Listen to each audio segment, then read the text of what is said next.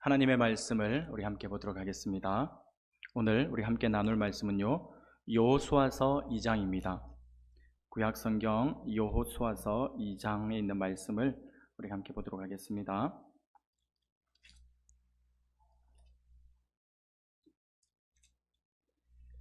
여호수아서 2장을 찾으셨으면 2장 22절에서부터 24절까지의 말씀입니다. 여호수아서 2장 22절에서부터 24절 세 절 말씀입니다. 제가 한 절, 여러분들이 한 절, 24절은 우리 함께 보도록 하겠습니다. 찾은 좀 읽고 제가 먼저 22절 말씀 보겠습니다. 그들이 가서 산에 이르러 뒤쫓는 자들이 돌아가기까지 사흘을 거기 머물매 뒤쫓는 자들이 그들을 길에서 두루 찾다가 찾지 못하니라.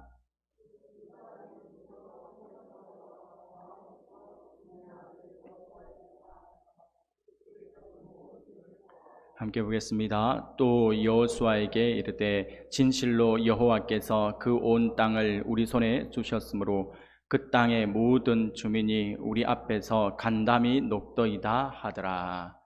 아멘. 할렐루야. 네, 오늘도 하나님이 기뻐하시는 이 예배의 자리에 나오신 우리 사랑하는 성도님들 주의 이름으로 환영하고 축복합니다. 우리 모두가 하나님의 크신 은혜와 사랑을 경험할 수 있는 그러한 은혜의 시간이 되기를 소원합니다. 우리가 오늘 여호수아서 2장 22절에서부터 24절까지의 말씀을 보았는데요. 오늘 이 본문의 말씀을 가지고 간담이 녹더이다 라는 제목으로 같이 말씀을 우리가 살펴보고자 합니다. 오늘 본문의 말씀은 모세의 뒤를 이어서 이스라엘의 지도자가 된 여호수아가 시팀이라고 하는 지역에서 40년 전에 모세가 가데스 바네아에서 했던 것처럼 정탐꾼을 여리고 성으로 파송을 합니다. 그리고 여리고를 정탐하던 정탐꾼들은 여리고의 기생 라합의 집에 거하면서 그녀와 언약을 맺게 되고요. 이어 정탐꾼들의 귀향과 보고에 대해서 기록하고 있는 말씀. 오늘 우리가 읽었던 이게 본문은 22절부터 24절까지만 보았지만 2장 전체의 내용이 그 내용을 담고 있습니다. 우리가 읽었던 부분들은 이제 이 정탐꾼들이 돌아와서 여호수아에게 이제 보고를 하고 있는 그러한 말씀입니다. 정탐꾼들은 라합의 조언대로 산으로 피신하여 여리고 군사들이 돌아가기까지 3일 동안 그곳에 머물러 있다가 이스라엘 진영으로 귀환하여서 그간 그들이 당한 일과 가나안 땅의 거민들이 하나님과 이스라엘로 인하여서 심히 두려워하고 있다라고 하는 사실을 여호수아에게 보고하는 장면입니다. 이러한 장면은 과거 40년 전 모세가 가데스 바네아에서 12명의 정탐꾼들을 보내고 그들이 돌아와서 보고하는 모습과 어떻게 보면 별반 다를 바가 없습니다. 정탐꾼들을 파송하고 그들이 돌아와서 보고를 하고 있는 그 모습이죠. 하지만 우리가 조금만 깊이 있게 우리가 살펴본다면 그때와 지금의 상황은 너무나도 다르다라고 하는 것을 우리가 알 수가 있습니다.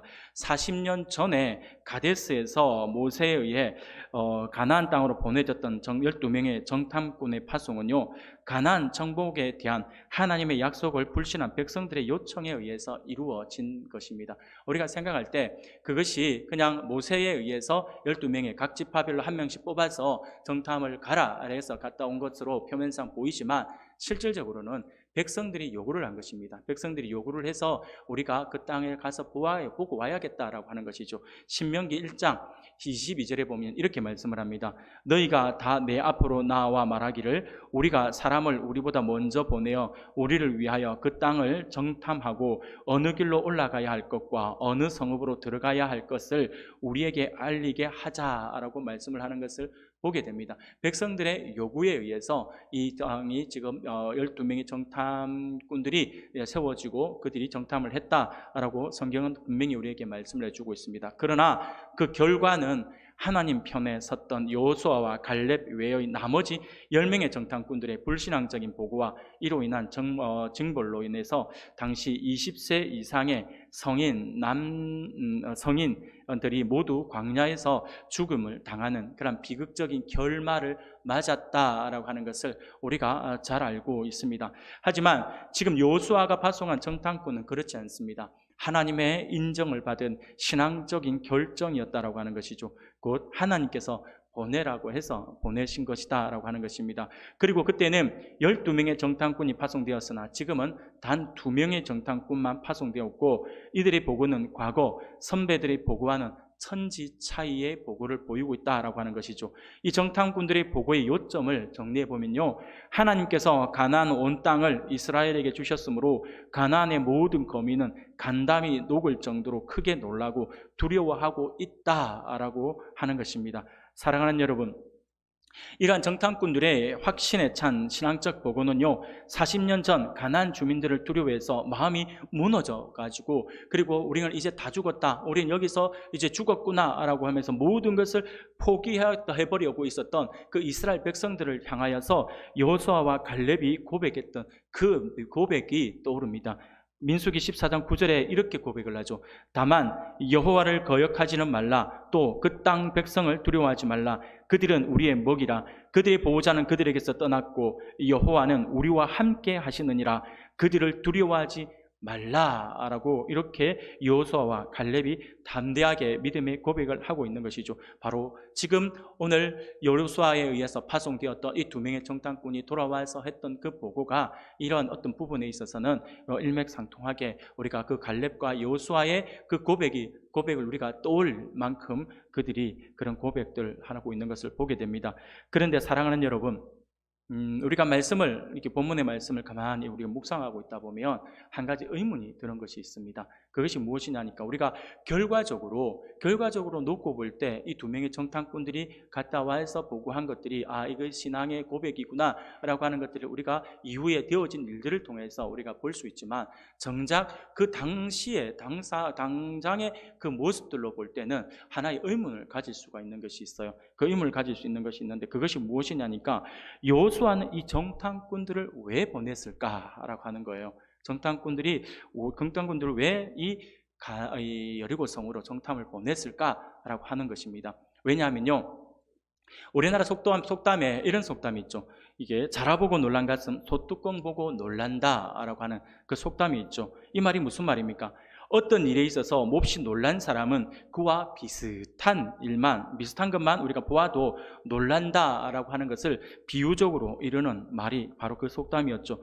여호수아의 입장이 그렇다라고 하는 것이죠. 여호수아 입장에서는 과거 40년 전에도 백성들의 요청에 의해서 정탐꾼을 보냈지만 그들의 불신앙적 보고가 백성들의 마음들을 무너지게 했고, 결국 하나님을 배신하는 행동으로 연결되었습니다. 결국 이스라엘 백성들은 하나님의 진노를 사게 되었고요, 40년 광야 생활을 시작하게 되었죠. 그로 인해서 20세 이상의 성인들은 가나안 땅에 들어가 보지도 못하고 광야에서 다 죽었다라고 하는 것을 여호수아는 너무나도 잘 알고 있습니다.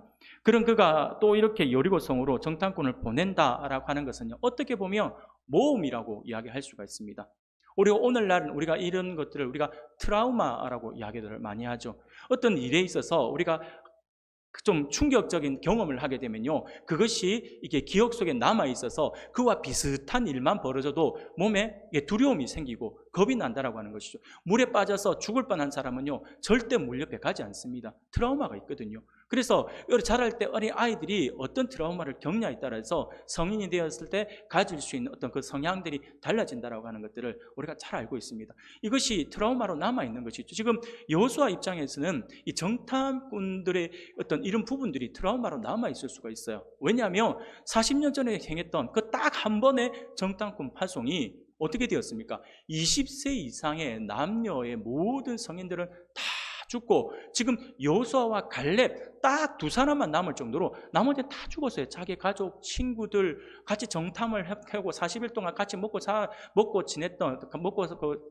같이 있었던 그 모든 사람들이 다 죽었고요. 심지어 하나님같이 느껴졌던, 신처럼 느껴졌던 모세조차 가나안 땅에 들어오지를 못했다라고 하는 거예요. 그러니까 이 정탐꾼들의 보고 하나가 잘못되면 또 다른 어떤 이 어려움들을 겪을 수 있다라고 하는 그 트라우마가 여호수아에게는 있을 수가 있다라고 하는 것이죠. 그런 여호수아가 또 이렇게 여리고성을 앞에 두고 정탐꾼들을 파송을 한다라고 하는 것은 어떻게 보면 하나의 모험이라고 이야기할 수 있는 것이죠. 그럼에도 불구하고 이렇게 정탐꾼을 보냈다라고 하는 것은요, 우리가 가만히 묵상해 보면 하나를 알 수가 있죠. 무엇이냐니까 이것은 그의 의지라기보다는 하나님의 뜻에 의해서 결정된 것이다라고 이렇게 이야기를 할 수가 있다라고 하는 것이죠. 그러면 여기서 똑같이 질문을 다시 이번에 넘겨서 이렇게 한번 질문을 해볼까요? 그러면 하나님께서는 왜 하나님께서 이 정탐꾼들을 왜 보냈을까요? 하나님께서 이 정탐꾼들을 왜 보냈을까요?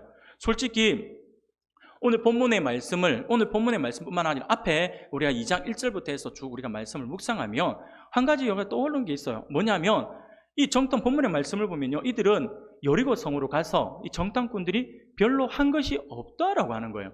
정탐을 한 것이 없어요. 그냥 기생 라합의 집에서 숨어 있다가, 그리고 기생 라합이 시키는 대로 산에 올라가서 한 3일 숨어 있다가 그렇게 돌아온 것 말고는 다른 게 없어요. 그도 그럴 것이 오늘 본문 말씀 앞부분이 2장 1, 2절을 보면 이렇게 말씀을 해요. 여러분들이 이 1, 2절을 보면 이 정탐꾼들이 여리고 성으로 들어왔을 때 이미 여리고 성에서는 이들이 정탐을 하러 들어왔다라고 하는 것에 대한 정보를 알고 있었어요. 아마 굉장히 민감했던 것 같아요.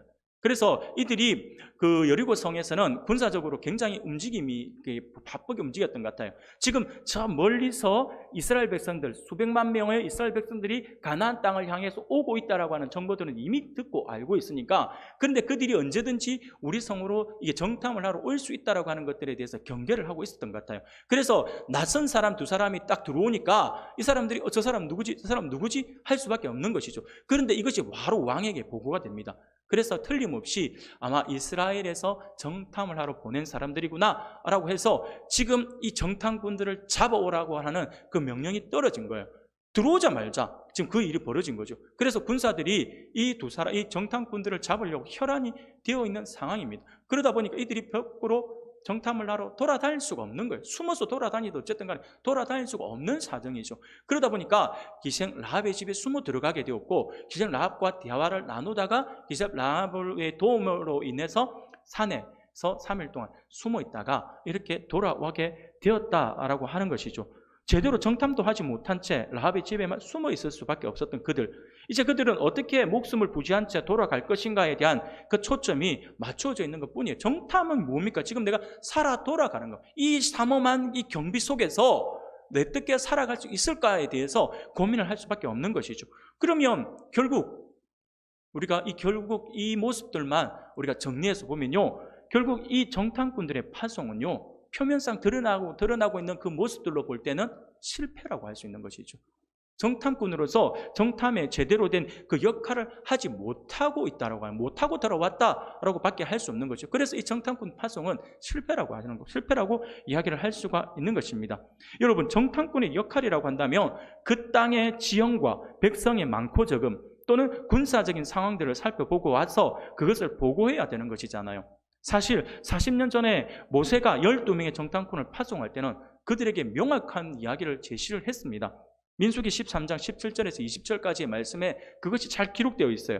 모세가 12명의 정탐꾼들에게 가나안 땅을 정탐하고 그 땅 거민이 강한지 약한지 많은지 적은지, 그들이 사는 땅이 좋은지 나쁜지, 사는 곳이 성읍인지 진영인지, 그들이 사는 성읍이 진영인지 산성인지, 그리고 토지가 비옥한지 메마른지, 나무가 있는지 없는지, 이 모든 것들을 구체적으로 탐지하라라고 이렇게 이야기합니다. 그러면서 모세가 그들에게 담대해야 된다라고 당부를 하고요. 그리고 그 땅 실과가 있다라고 한다면 그것을 가져오라라고 이야기를 했습니다. 그래서 그들은 40일 동안 정탐을 하고 돌아옵니다. 보고 듣고 느낀 것을 그들이 보고합니다. 심지어 그 땅에 과일을 가지고 와서 그 땅에 정말로 하나님이 약속하신 젖과 꿀이 흐르는 그러한 비옥한 땅이다라고 하는 것을 직접 보여줘요. 엄청난 과일을 가진 애들을 가지고 와서 보십시오. 이게 그 증거입니다. 그 땅 정말 하나님께서 약속하신 그 땅, 우리에게 주기라는 그 땅, 하나님께서 젖과 꿀이 흐른다고 계속해서 말씀하셨는데 정말 비옥한 땅이었어요. 이 과일 한번 보세요. 과일이 이렇게 크게 자랍니다. 이러면서 보고를 하고 있는 것이죠. 물론 그 이후에 그들은 그 땅 거민의 거대한 현실을 보고 두려워서 불신앙적인 보고를 한 것은 사실입니다. 하지만 어떻게 보면 그들은 정탐꾼으로서 그들이 보고 듣고 느낀 것을 사실대로 이야기를 한 것이었죠. 물론 하나님의 백성으로서 가장 중요한 하나님을 향한 믿음의 눈을 버리고 두려움에 빠진 불신앙의 눈으로 보았기 때문에 불신앙적 보고를 한 것이 그들에게 있어서는 아주 큰 문제이긴 합니다만, 그들이 보고 정탐꾼으로서 직접 가서 보고 듣고 경험한 것을 와서 이야기를 했다라고 하는 것만큼은 사실이라고 하는 것이죠. 그런데 오늘 본문의 정탐꾼들을 보면요, 그들과는 조금 다르다라고 하는 것을 알 수가 있어요. 어떻게 보면 솔직히 조금 이야기하면 좀 직무유기 아닌가라고 생각이 들 정도로 그들이 보고는 너무나도 허술한 보고를 하고 있다라고 하는 것입니다. 23절 말씀을 보니까 그들이 하는 말이 정탐에 대한 보고가 아니라 그들이 겪은 모든 일을 고했다라고 이야기를 합니다. 쉽게 말하면 정탐꾼으로서 파송을 시켜가지고 그래서 정탐을 하고 와서 그 땅의 거민들이 어떻더라, 그 땅의 지형이 어떻더라, 군사가 어느 정도 있고 지키는 문이 어느 쪽인데 어느 쪽에 군사가 많고 이런 것들을 보고 와가지고 이런 것들을 보고해야 되는 거잖아요. 그런데 그들이 하고 있는 이야기가 뭡니까? 그들이 경험한 것들을, 겪은 것들을 고했다라고 하는 거죠. 와, 우리가 갔는데 이미 여리고성 안에는 이미 다 알고 있어요. 이미 비상이 걸려갖고 우리가 온다는 거 알고 우리가 들어오자마자 우리를 찾으려고 군사들이 막 돌아다니면서 우리를 찾고 다니는데 우리 죽을 뻔했습니다. 겨우겨우 기생 라합의 도움에 의해서 겨우 숨어 있다가 그녀의 도움, 그녀의 말대로 산에 겨우 밤에 숨어서 도망갔다가 산에서 3일 동안 있다가 우리가 죽을 뻔하고 그렇게 돌아왔습니다. 이렇게 이야기를 하고 있다고 하는 거예요. 실제로 왜 보냈는지, 지금 가서 뭘 하고 왔는지가 없고 그냥 자기네들이 죽다가 살아났습니다 라고 하는 그 보고 말고는 보고를 하고 있는 것이 없다라고 하는 거예요. 솔직히 정탐꾼으로서 정탐을 하러 가서는 그 직무를 제대로 하지 않고 마치 구경 갔다가 그들이 그곳에서 겪은 모든 일들을 고하고 있는 것처럼 우리가 느껴진다라고 하는 것입니다. 하지만 이러한 보고를 들은 여호수아의 반응을 보면 우리가 너무나도 놀라워요. 왜냐하면 이 놀라운 것은 그런 보고를 하고 있음에도 불구하고 여호수아는 별로 놀라고 있지 않다라고 하는 거예요. 별로 놀라지도 않고 별다른 반응도 보이지 않고 있습니다. 이미 40년 전에 정탐꾼들의 부정적인 보고로 인하여서 20세 이상의 모든 동료와 가족들을 잃었던 여호수아거든요. 그래서 이 정탐의 중요성에 대해서 너무나도 잘 알고 있는 여호수아예요. 그러면 여호수아 입장에서는 이 사람들이 이렇게 가서 정탐을 하러 갔으면, 그들이 어떤 정탐의 목적을 가지고 갔으면 그 목적을 어쨌든 뭐 죽다 살아났다 하더라도 최소한의 어떤 것을 갖고 와서 보고를 해야 되는데, 그래서 우리가 이것밖에 못 가져왔습니다 뭐 이런 이야기를 해야 되는데 그런 이야기는 전혀 없고 그냥 우리가 죽다 살아났습니다 이 이야기만 하고 있으니 이게 여호수아 입장에서는 이거 40년 전에 또 그쪽으로 넘어가는 거 아닌가? 라고 하는 두려움이 들 수가 있어요. 그런 생각들이 들 수가 있어요. 그러면 여호수아가 어떤 반응을 보여야 되는데 여호수아는 아무 반응을 보이고 있지 않다라고 하는 거예요. 이 정탐의 중요성과 그 보고의 중요성이 어떠하다라고 하는 것을, 이 중요성이 어떠하다라는 걸 너무나도 잘 알고 있는 여호수아입니다. 그럼에도 불구하고 여호수아는 이 두 사람이 허술한 듯한 이 보고를 듣고는 아무 말이 없다라고 하는 것이에요. 이유가 무엇일까요? 우리는 오늘 본문의 말씀을 묵상하면요, 이 정탐꾼들의 보고와 그리고 여호수아의 이 반응을 통하여서 우리가 하나님께서 정탐꾼들을 파송함이 군사적인 어떤 목적보다는 또 다른 원래의 목적이 있었다라고 하는 것을 우리가 생각해 볼 수가 있다라고 하는 것입니다. 사랑하는 여러분, 그러면 군사적인 목적 외에 또 다른 목적이 있었다라고 하는 걸 우리가 생각해 볼 수 있다 했는데 그 목적이 무엇일까요? 하나님께서 왜 이들을 여리고성으로 정탐 보내신 것일까요? 한마디로 말해서 그것은요, 하나님께서 보여줄 것이 있다라고 하는 것입니다. 하나님께서는 여호수아를 비롯한 백성들에게 무엇인가를 보여주고 싶은 것이 있다라고 하는 것을 우리에게 가르쳐주고 있는 것이었죠. 여호수아와 백성들에게 그것을 가르쳐주고 있는 것이에요. 그 보여주고 싶은 그것이 무엇이었을까요? 예레미야서 33장 2절 3절을 보면 하나님께서 이런 말씀을 하십니다. 이를 행하시는 여호와, 그것을 만들어 성취하시는 여호와, 그의 이름을 여호와라 하는 이가 이와 같이 이르시도다. 너는 내게 부르짖으라. 내가 내게 응답하겠고 내가 알지 못하는 크고 은밀한 일을 내게 보이리라 라고 말씀을 합니다. 사랑하는 여러분, 바로 이것입니다. 바로 일을 행하시는 여호와, 그것을 만들어 성취하시는 여호와 하나님께서 여리고 백성들이 이스라엘 백성들로 인하여 간담이 녹아내리고 있는 그 모든 모습을 보여주고 싶으셨다라고 하는 것입니다. 이것은 단순히 그들이 겁을 먹고 있다라고 하는 것을 보여주고 싶었던 것만 아닙니다. 그들이 겁먹고 있다 이것만 하나님께서 보여주시는 것이 아니라 그것과 함께 이스라엘 백성, 상대적으로 여호수아를 비롯한 이스라엘 백성들이 여리고를 정령할 수 있다라고 하는 그 사실을 확신하게 하기 위해서 하나님께서 그들에게 베풀어 주시는 하나의 배려의 모습이다라고 하는 것을 우리가 기억해야 한다라고 하는 것입니다. 모든 것은 하나님께서 이루신다라고 하는 것을 하나님께서 직접 지금 이 정탐꾼들을 통하여서 하나님께서 보여주고 싶어 하신다라고 하는 것이죠. 그것을 우리는 24절 말씀을 통해서 잘 알 수 있습니다. 오늘 본문 24절 우리가 같이 한번 읽어볼까요? 같이 읽겠습니다. 시작. 또 여호수아에게 이르되 진실로 여호와께서 그 땅의 모든 주민이 우리 앞에 간담이 높더이다. 아멘. 사랑하는 여러분, 하나님의 의도를 아시겠습니까? 하나님께서 지금 여리고 성으로 2명의 정탐꾼을 보내시면 바로 여리고 주민들이 이스라엘 백성들 앞에서 그들로 인해서 간담이 녹고 있다라고 하는 것을 보여주심으로 이스라엘 백성들에게 믿음과 용기를 북돋워 주기 위함이었다라고 하는 것이죠. 이 정탐꾼들은 이것을 알았어요. 하나님께서 자기네들을 왜 보내주셨는지를 이 기생 라합과의 대화를 통해서 이들이 알고 이미 알았던 것 같아요. 그러니 생각해 보십시오. 여러분, 실질적으로 이 정탐을 하러 간 사람, 2사람이 이 정탐을 하러 가서 두려움에 떨고 있었던 사람들은 이 2사람이에요. 지금 여리고 성에서 군사들이 혈안이 되어 있어. 이들을 잡으려고. 그래서 그들은 기생 라합의 집에 숨어 있잖아요. 근데 기생 라합의 집에 군사들이 쳐들어왔어요. 너희 집으로 들어간 사람 내놔라라고 이야기를 합니다. 그러자 이 기생 라합이 그래 오긴 왔어요. 하지만 해가 지기 전에 나갔어요. 지금 빨리 따라가면 그 사람 잡을 수 있을 거니까 빨리 따라가세요 하면서 이 기생 라합이 돌려버립니다. 그러니까 숨어있던 이 2사람, 이 정탐꾼들이 얼마나 두려웠겠습니까? 혹시라도 이 라합이 저기 숨어있어요. 눈치라도 저기 이렇게라도 했으면 이 사람들은 바로 잡혀갈 수밖에 없는 것이죠. 실질적으로 두려움에 떨고 있던 사람이 누굽니까? 이 정탐꾼들이잖아요.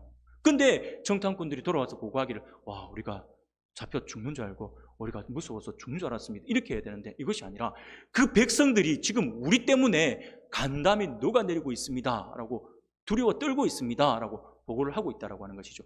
이 사람들은 바로 하나님께서 왜 이 정탐을 보냈는지 군사적인 목적이 아니라 하나님께서 지금 우리로 하여금 이것을 보고 이것을 듣게 하게끔 우리에게 이걸 보내주셨구나 라고 하는 것을 이 정탐꾼들이 알고 있었어요. 그래서 이 위대한 고백들을 할 수가 있었다라고 하는 것이죠. 사랑하는 여러분, 하나님께서 이스라엘과 함께 하신다라고 하는 분명한 확신과 그들에게 가나안 땅을 기업으로 주셨다라고 하는 사실을 백성들로 하여금 더욱 확신케 하기 위해서 이들을 보냈다라고 하는 것을 우리가 기억할 수 있기를 바랍니다.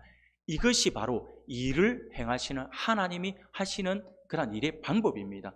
하나님께서는 항상 이 방법들을 많이 이용해 주셨어요.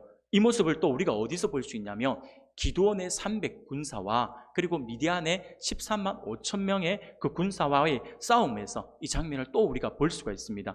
미디안 사람들이 억압에 억눌려서 늘 겁에 질려 있고 두려움에 빠져 있었던 기드온이지 않습니까?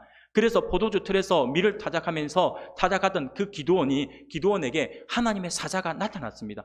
하나님의 사자가 나타나서 뜬금없이 기드온에게 큰 용사여 여호와께서 너와 함께 하시도다 라고 이렇게 말씀을 합니다. 그러면서 하시는 말씀이 너는 가서 이 너의 힘으로 이스라엘을 미디안의 손에서 구원하라. 내가 너를 보낸 것이 아니냐라고 말씀을 합니다. 그러자 기드온이 깜짝 놀라고 나서 두려운 나머지 뭐라고 고백을 하냐면 내가 무엇으로 이스라엘을 구원하리까? 나의 집은 므낫세 중에 극히 약하고 나는 내 아버지 집에서 가장 적은 자입니다 라고 이야기를 합니다. 쉽게 말해서 나는 전쟁 못 갑니다. 나는 그럴 자격이 안 돼요. 다른 사람 보내주세요. 저는 아닌 것 같습니다 라고 하면서 전쟁을 나갈 것을 거절하고 있는 것을 보게 됩니다. 그러자 하나님께서 기드온에게 내가 반드시 너와 함께 하리니 네가 미디안 사람 치기를 한 사람을 치듯 하리라 라고 말씀을 합니다. 그 하나님의 위로의 말씀, 확신의 말씀을 주시자 이 기드온이 용기를 얻어요. 용기를 얻어서 기드온이 나와서 백성들에게 외칩니다. 숨어있는 백성들에게 우리가 이렇게 늘 숨어있지 말고 우리가 함께 미디안과 싸워보자. 하나님이 우리와 함께 하신다 했다. 그러니 우리가 함께 모여서 싸움에 나갑시다 라고 하니까 자그마치 32,000명의 군사들이 모여들었습니다. 그런데 자기의 군사는 32,000명이에요. 근데 미디안은 몇 명이라고요? 135,000명이에요. 32,000명과 135,000명 시합이 게임이 안 되는 거예요.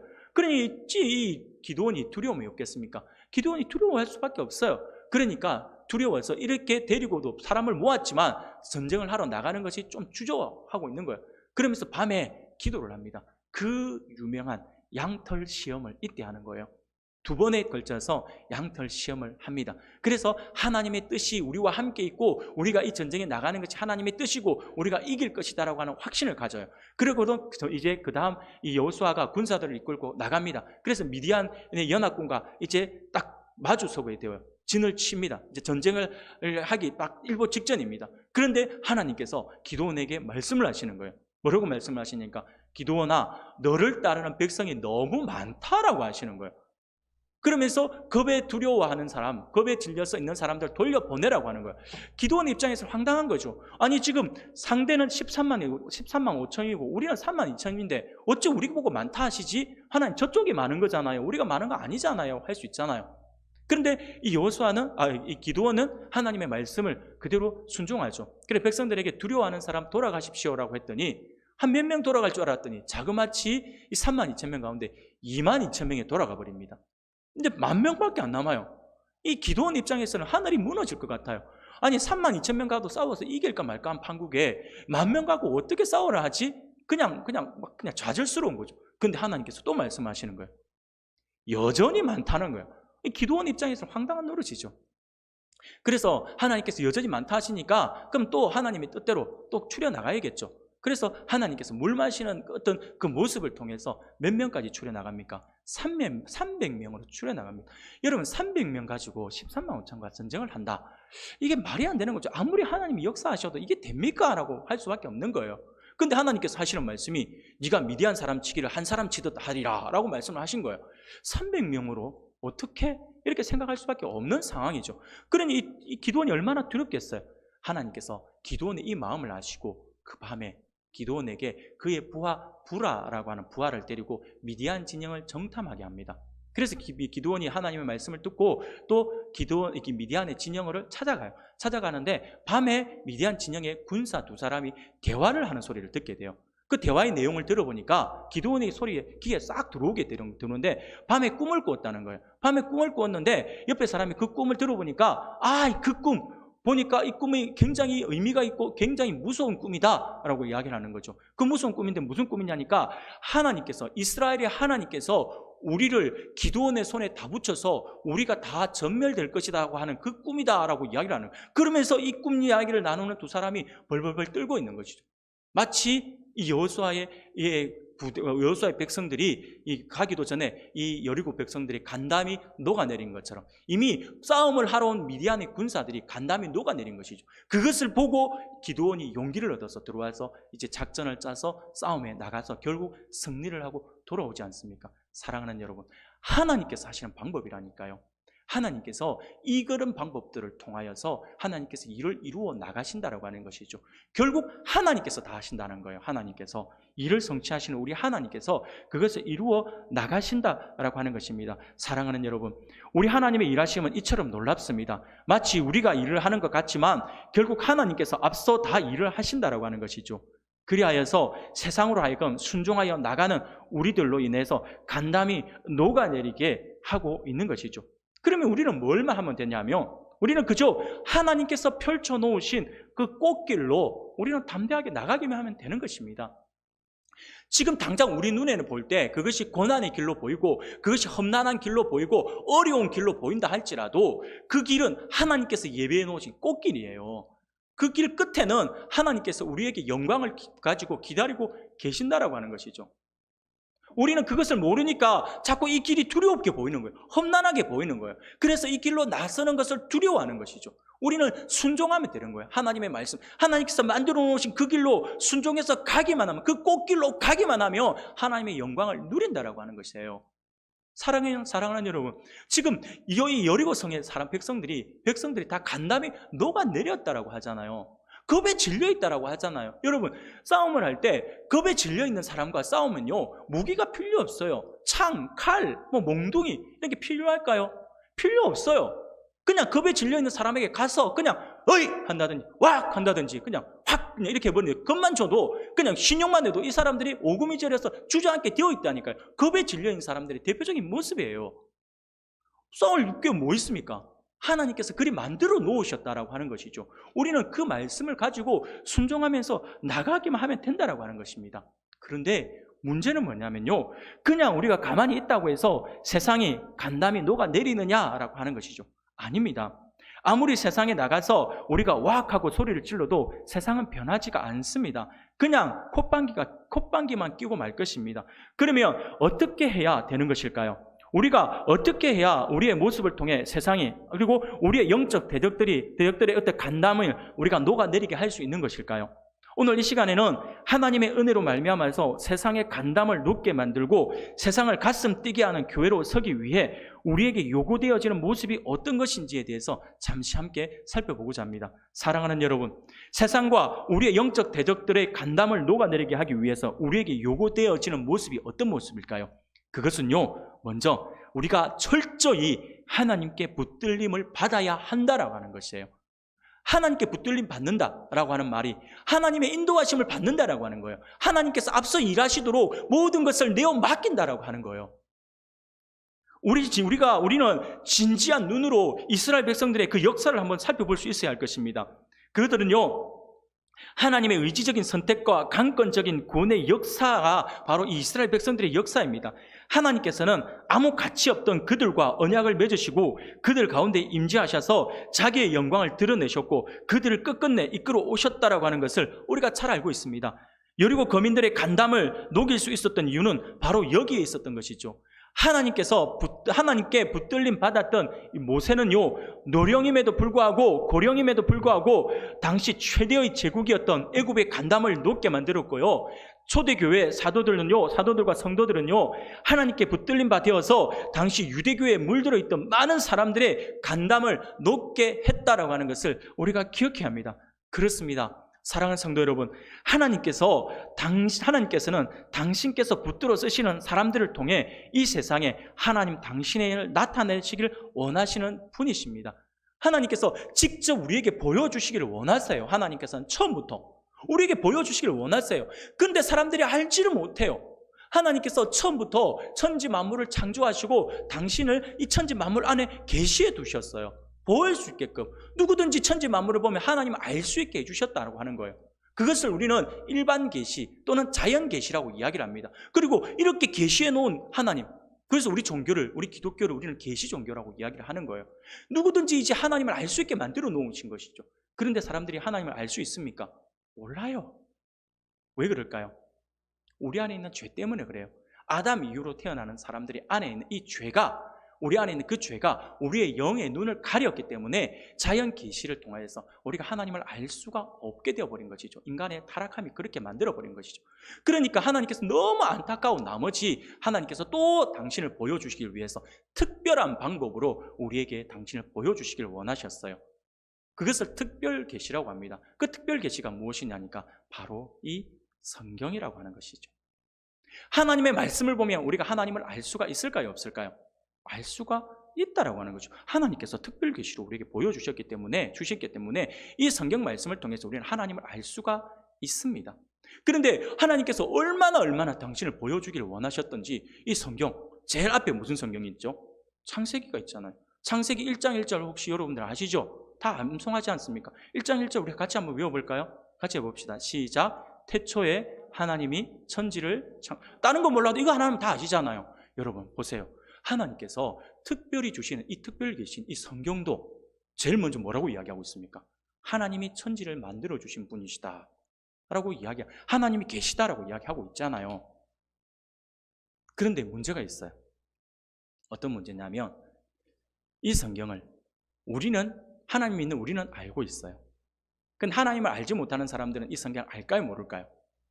알 수 있는 사람도 있겠죠. 그러나 이 성경을 안 읽겠죠. 이 성경이 있어도 그들은 몰라요. 그럼 그들에게는 우리가 어떻게 가르쳐야 될까요? 하나님을 어떻게 보일 수 있을까요? 그래서 하나님께서 우리를 세워주신 거예요. 하나님께서 우리를 통해 역사하기를 원하신다라고 하는 거예요. 하나님께서 여러분들 한 사람을 통해서 여러분들이 믿지 않는 가족들에게 하나님을 보여주시길 원하시고, 여러분들이 믿지 않는 친구들에게 여러분들을 하나님을 보여주시길 원하시고, 주변에 있는 우리의 이웃들에게 여러분들의 모습을 통하여서 하나님 당신이 어떤 분이시라고 하는 것을 보여주기를 원하신다라고 하는 거예요. 그래서 우리가 중요하다라고 하는 것이죠. 지금 그것을 이야기하고 있는 것입니다.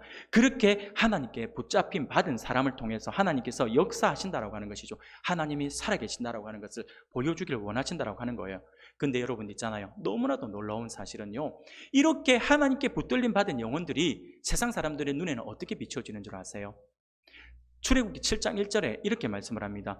여호와께서 모세에게 이르시되 볼지어다 내가 너를 바로에게 신같이 되게 하였은즉 내 형 아론은 내 대언자가 되리니 라고 말씀을 합니다. 쉽게 말씀을 드리면 모세가 바로에게 신과 같이 두려운 존재가 될 것이다 라고 말씀을 하는 거예요. 하나님께서 모세에게 그렇게 역사하시니까, 모세가 하나님께 그렇게 붙들림 받아서 쓰임 받으니까 세상 사람들의 눈에는 하나님이 먼저 보이는 것이 아니라 모세의 위대함이 먼저 보이는 거예요. 그래서 바로의 눈에는 신처럼 보이는 거예요. 이미 그들이 모세 앞에서 벌벌벌 떨고 있는 거잖아요. 악한 세력들이 간담이 녹아내리지 않을 수가 없는 것이죠. 하나님께서 그렇게 하신다라고 하는 거예요. 하나님께서 우리가 하나님께 붙들림 받는 그러한 삶을 살아가게 되면 우리가 그렇게 쓰임을 받는다라고 성경은 우리에게 분명히 말씀을 해주고 있습니다. 또한 우리가 하나님께 그렇게 붙잡힘 받게 되면 우리는 능력자가 될 수가 있어요. 하나님의 능력이 우리를 통해 나타나니까, 더 정확하게 이야기하면 하나님께서 우리를 통해서 능력을 베풀어 주심으로 인해서 죄악된 세상의 간담을 녹일 수가 있다라고 하는 것입니다. 본문의 여리고성 주민들의 간담이 녹은 이유도 바로 여기에 있지 않습니까? 하나님께서 붙들어 쓰셨던 이스라엘 백성들을 통하여서 행하신 그 놀라운 능력 때문에 그들의 간담이 녹아내렸다라고 이야기를 하는 거예요. 여호수아서 2장 10절에 기생 라합이 이렇게 이야기를 합니다. 이는 너희가 애굽에서 나올 때에 여호와께서 너희 앞에서 홍해 물을 마르게 하신 일과 너희가 요단 저쪽에 있는 아모리 사람의 두 왕 시온과 옥에게 행한 일, 곧 그들을 전멸시킨 일을 우리가 들었음이라 라고 말씀을 합니다. 이들을 통해서 역사하셨던 그 하나님, 그들이 그 하나님을 통해서 이 하나님께서 붙들림 받았던 이스라엘 백성들의 그 모습을 통해서 그들이 두려워하고 그들의 간담이 무너져 내렸다라고 이야기를 하는 것이죠.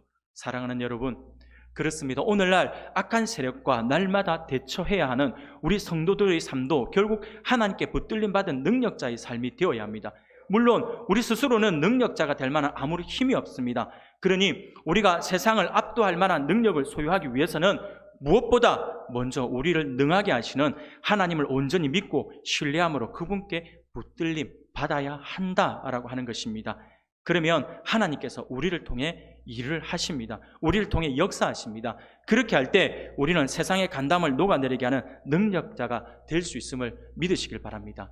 사랑하는 성도 여러분, 우리는 비록 연약하고 나약한 존재일지라도 하나님께 자신을 온전히 내어 맡길 수 있기를 바랍니다. 그러면 하나님께 붙잡힌 바 되어서 세상의 간담을 녹아내리게 하는 능력자로 세움을 받게 될 것입니다. 우리 모두 이와 같이 하나님께 붙들림 받은 능력자로서 더욱 크고 귀하게 쓰임받을 수 있는 저와 여러분들이 되기를 소원합니다. 두 번째로, 세상과 우리의 영적 대적들의 간담이 녹아내리게 하기 위해서 우리에게 요구되어지는 모습이 무엇일까요? 그것은요, 우리가 의의 병기로 무장되어 있어야 한다라고 하는 것입니다. 성도가 세상의 간담을 녹일 수 있는 방법은요, 하나님의 의의 병기로 무장하는 것입니다. 여기서 의의 병기라고 하는 것이 우리 눈에 보이는 칼과 창과 총과 아니면 폭탄 아니면 탱크 이런 걸로 무장해라 라고 하는 것이 아닙니다. 이는 오직 몸과 영혼을 능히 지옥에 멸하시는 능력에 찬 하나님의 말씀으로 무장해야 된다라고 하는 것을 이야기합니다. 하나님의 말씀이 우리 안에 들어와 있어야 된다라고 하는 것이죠. 우리 안에.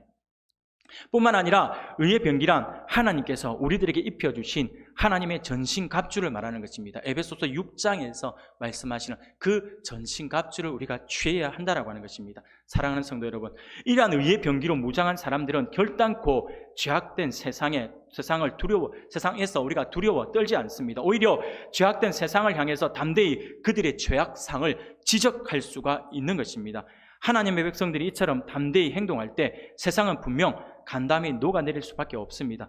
그런데 불행히도 오늘날 우리 자신들을 우리가 돌아보면 신앙과 세속 사이에서 엉거주춤하면서 적당히 살아가려고 하는 비급한 모습을 우리가 보이고 있습니다. 죄악된 세상에 간담을 녹이는 것이 아니라 오히려 그들에게 흡수되어서 욕을 먹고 있으며 심지어 교회까지도 본연의 사명을 상실하고 빛을 잃어버리고 맛을 잃어버리는 그러한 모습이, 그러한 현실이 오늘 우리의 모습이 아닌가라고 하는 생각을 해보게 됩니다. 사랑하는 여러분, 그러나 그럼에도 불구하고 우리는 할 수 있습니다. 우리가 하나님께 붙어서 의의 병기로 무장되어 있기만 한다면 우리를 통해 우리의 가정과 우리의 직장, 그리고 이 장림, 사구, 더 나아가서 이 세상에 간담이 녹아내리고 말 것입니다. 이처럼 우리 모두가 그러한 하나님의 의의 병기로 무장되어 하나님의 큰 일에 쓰임받을 수 있기를 소원합니다. 사랑하는 성도 여러분, 오늘 아침에 하나님께서 우리에게 주시는 말씀을 기억할 수 있기를 바랍니다. 우리 하나님의 백성들은 하나님께 붙잡힌 바 되고 의의 병기로 철저히 무장한 복음의 능력자가 되어서 삶 자체가 참으로 역동적이고 진취적이어야 할 것입니다. 그리할 때 우리는 능히 세상을 압도해 나갈 수 있으며 그리스도의 복음을 효과적으로 전할 수 있는 것입니다. 그러므로 오늘 우리 모두 하나님께 이렇게 귀하게 세움을 입고 쓰임을 받아서 세상의 간담을 녹여 하나님의 영광을 더욱 크게 나타낼 수 있는 저와 여러분들이 되시기를 주님의 이름으로 축원합니다.